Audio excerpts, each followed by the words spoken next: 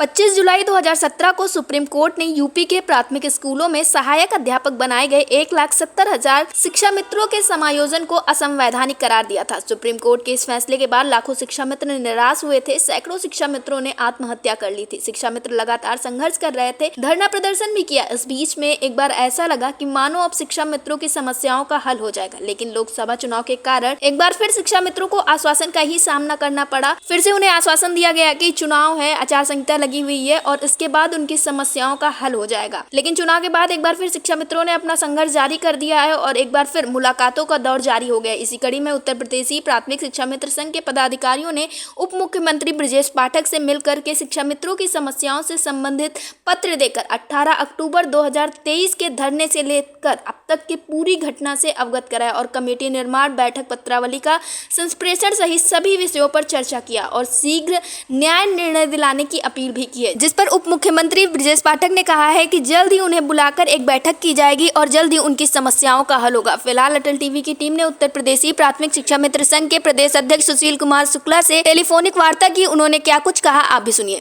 सुशील कुमार जी, हमारे चैनल अटल टीवी पे आपका बहुत बहुत स्वागत है। बहुत बहुत धन्यवाद। कैसे हैं? ठीक है, आपने हाल ही में मुलाकात की है उप मुख्यमंत्री ब्रजेश पाठक जी से शिक्षा मित्रों की समस्याओं को लेकर और आपने उनको पत्र भी सौंपा है, तो कल की मुलाकात में क्या कुछ हुआ?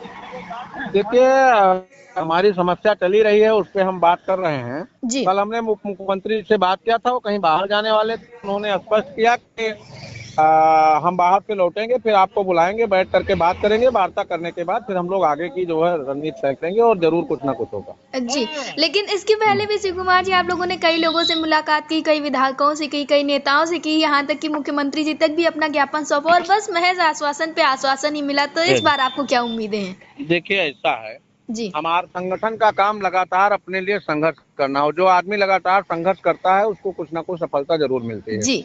तो उस कड़ी में हम लोग संघर्ष कर रहे हैं और मुझे उम्मीद है कि सफलता मिलेगी, निश्चित रूप से मिलेगी। और उसका श्रेय किसको मिलेगा? कोई ना कोई उसी में सफलता की तरफ बढ़ा देगा और सही।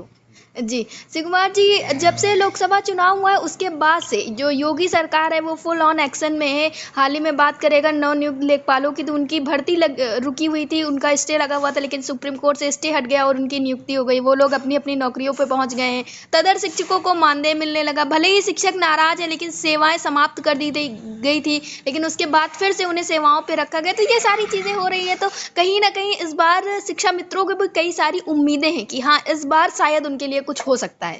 देखते हैं Anjali ji, try in the try with the successful. जी। प्रयास करते रहना ही व्यक्ति की सफलता की मूल पूंजी होती है। उस दिशा में हम काम कर रहे हैं। मुझे उम्मीद है कि जल्द कुछ ना कुछ होगा जी। और नहीं होगा तो उसकी अगली रणनीति हम लोग भी तय करेंगे और फिर आगे क्या करेंगे वो भी आपको बताने का काम करेंगे। जी, एक बार फिर से ऐसा लग रहा है कि जल्द ही शिक्षा मित्रों की समस्याओं का हल हो जाएगा, लेकिन बहुत सारी तरीके की बातें चल रही हैं। ऐसे में आप शिक्षा मित्र साथियों को क्या संदेश देना चाहेंगे जिससे वो अपने जो पथ है उससे भटके नहीं?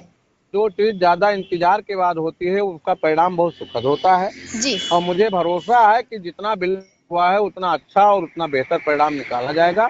जी।